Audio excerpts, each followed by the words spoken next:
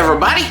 As a lifelong West Coaster, I have never had an opportunity to try this sausage. But I have seen and heard so much about it that I had to make my own. Welcome back to Kielbasa Corner, where today I'm doing my very best to make the legendary New Jersey pork roll. So let's get started.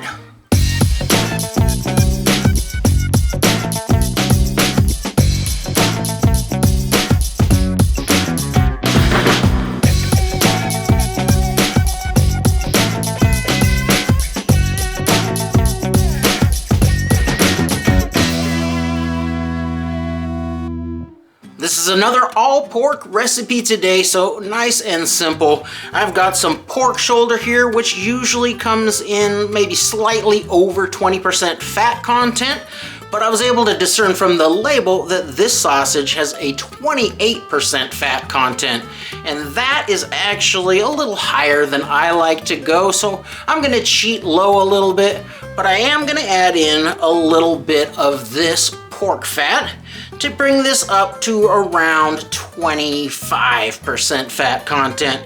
I think that's about as high as I want to go on this. So this meat is icy cold and slightly crispy to the touch, and I'm gonna put a double grind on this today. I'm gonna run it 2 passes through a 4.5 millimeter grinder plate for a pretty fine grind.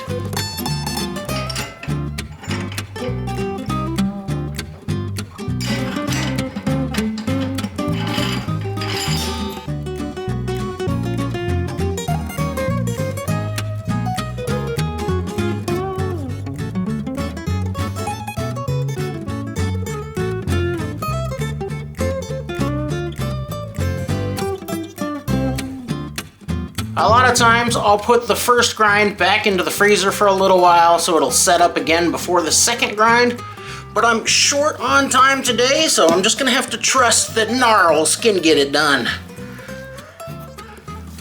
And you might be thinking I should mix the spices in at this point, but I have just never been comfortable with running salt through my grinder. It's just too corrosive, and I'm gonna mix the heck out of this anyway.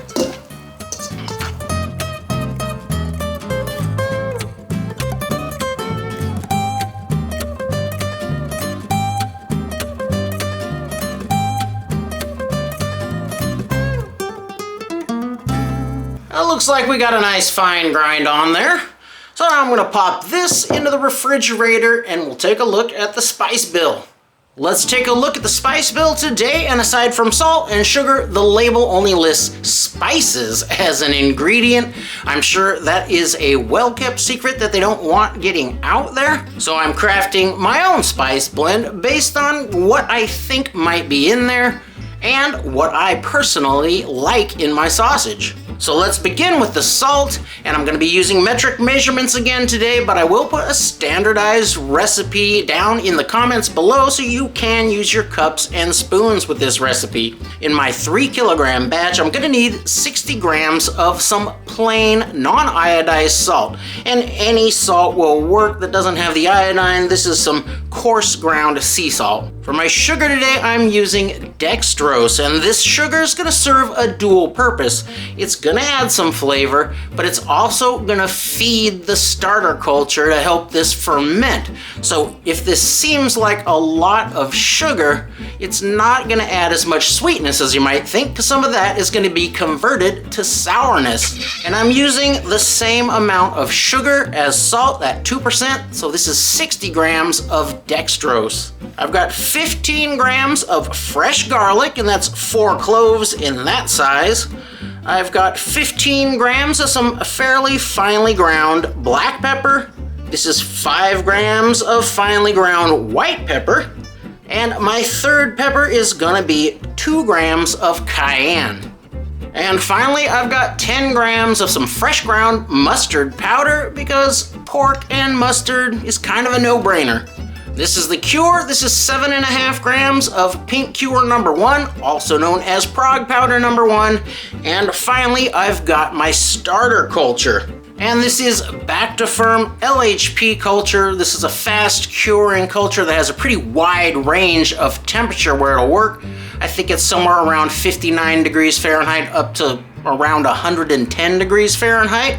I believe the optimal temperature is somewhere around 95, but if you got cooler temperatures, you can just ferment this a little longer and get the same results, I imagine. And this culture is what is gonna ferment this sausage and give it that little tangy bite. So all my dry ingredients will go right into the sausage mix, and the cure and the garlic I will puree in a cup of ice water, and the culture I will put into a half cup of some sort of room temperature water. Anything that's non-chlorinated will work, and that's gonna need to bloom for around 20 minutes, and then we'll get that into the sausage mix as well. And this is 2 grams of that starter culture powder.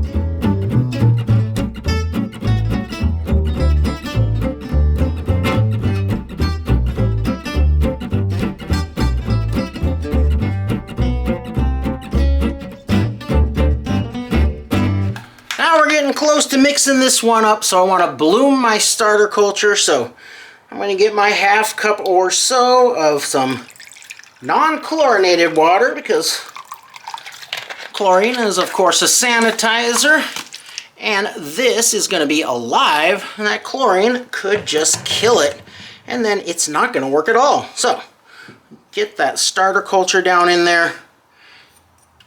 And the instructions for this culture are kind of funny, because it says that the 42-gram packet is enough to ferment 225 kilograms of meat. But then it later says for a small batch like this little 3-kilogram batch to use 1/4 of that packet. So that math doesn't really add up. But if you do get a little extra in here, it also lets you know that that's nothing to worry about.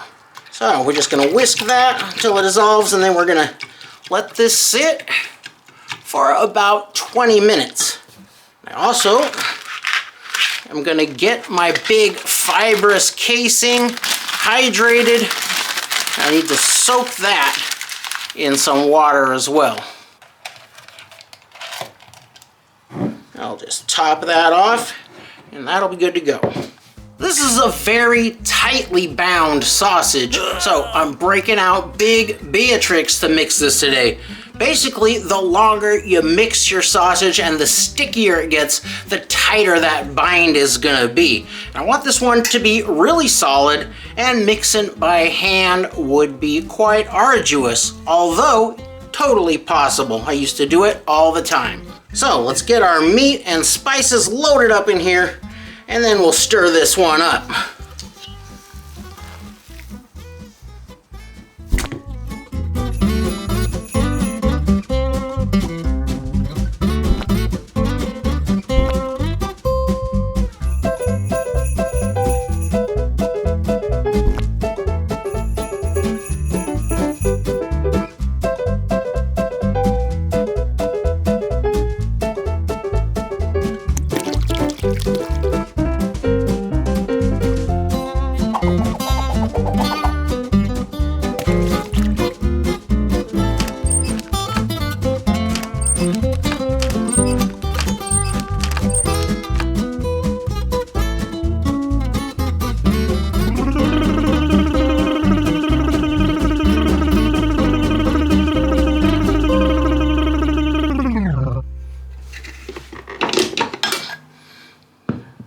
There we go.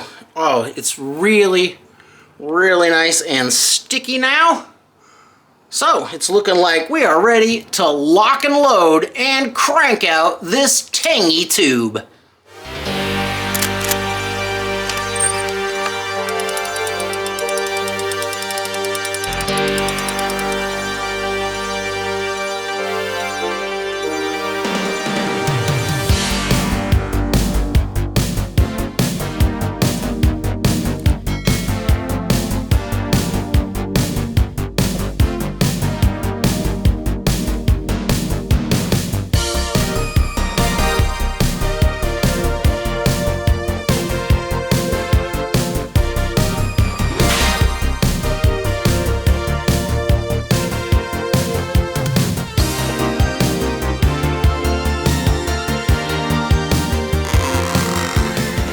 This is going to be an aerobic fermentation, meaning with oxygen. So I want to pop some little holes in this casing to let some air get in there and work around.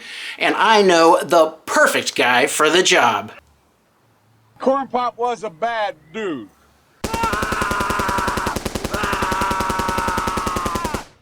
Welcome into the sausage closet.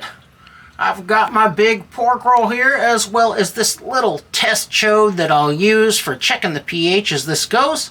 I've got heat going on down here. I'm going to keep this around 80 to 85 degrees Fahrenheit. The warmer it is, the faster this is going to ferment. And I've also got a humidifier going.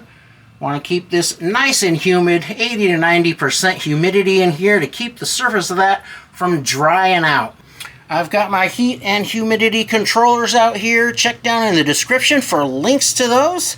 And I will leave this in the sausage closet for 36 to 48 hours. This has been fermenting here in the sausage closet for about 45 hours. The pH is down. It's around 4.5. That's not super stable, but down under 5, so that should be plenty acidic. So now it's time to get this out and into a low smoker for kind of a short smoke. I've got these moved out here into the smoker. I'm running some hickory wood today, and I've got water down in the water pan to create a little humidity in there. And this is going to be a really low smoke right now. I'm not looking to cook these at all.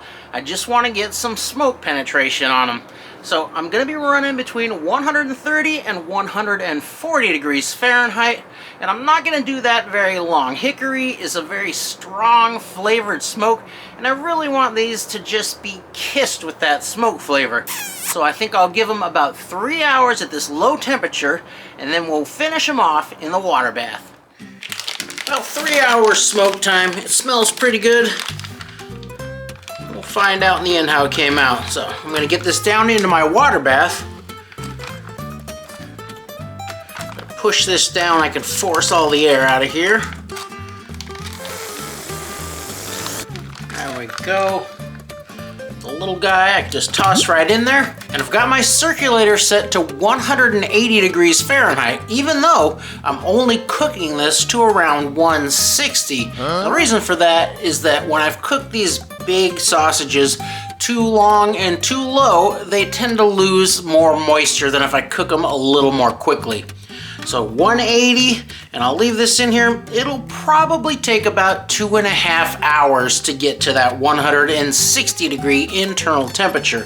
Then I'll pull it out and throw it in an ice bath, and we'll be done for the day. This has been going for a couple of hours, so I think I'll do a quick temperature check. My trusty handheld.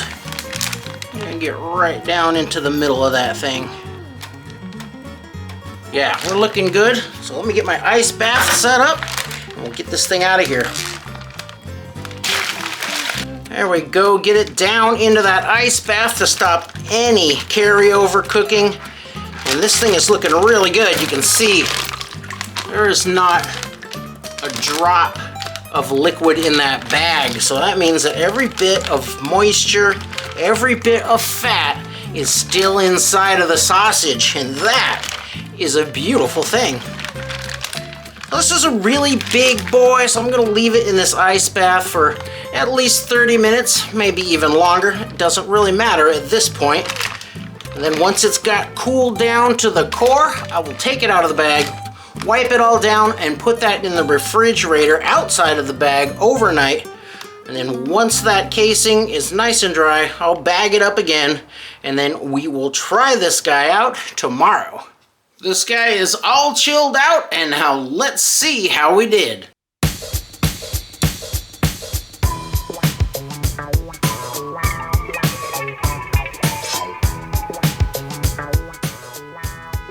How about that grain? That looks pretty close to what I've seen.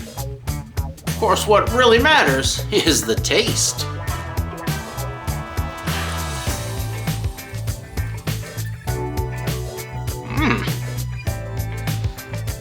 Ooh, I like that.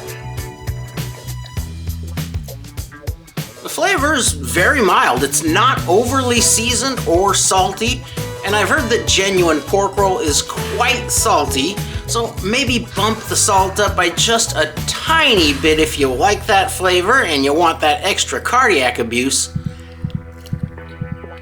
No one seasoning really jumps out, but the flavor is very good. If anything, that tangy bite from the fermentation is what you really get, and man, I love that. There's just a touch of the hickory flavor in here, and I'd actually like a little bit more of that smoke, so when I make this again, I'll let it go for a little longer in the smoker. And for my taste, I'd like a lot more cayenne pepper, but this isn't supposed to be a very spicy sausage. It's got a nice firm texture that you feel when you bite into it, and it slices really nicely. For me, this falls somewhere between summer sausage and bologna. It's very tasty, and this would be a great base for creating your own sausage recipe. There's a lot of room here for playing around with all types of seasoning and smoke. I'd say that's like a really good daily eater. Of course, if you know anything at all about pork roll, you know that there's only one real way to eat it.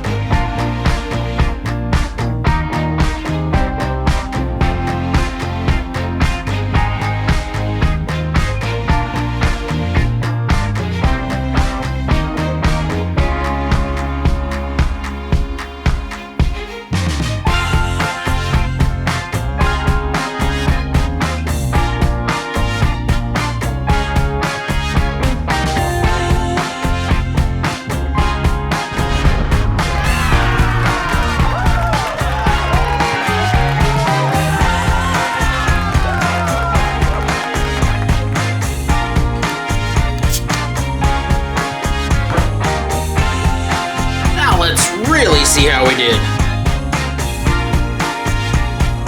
Check out that bite.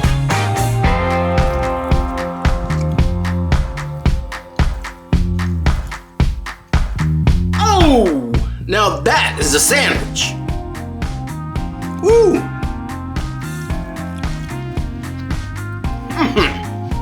Frying the pork roll really adds a lot. It gets a nice crispy layer on there, and that adds to the texture as well as the flavor.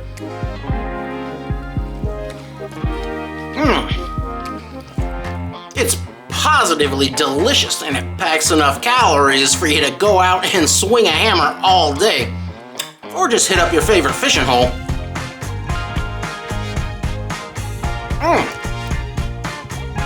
For my New Jersey folks out there, let me know how you think I did.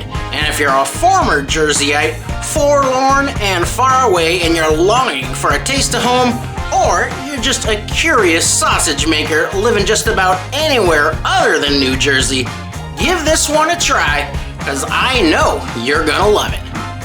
Thanks for watching.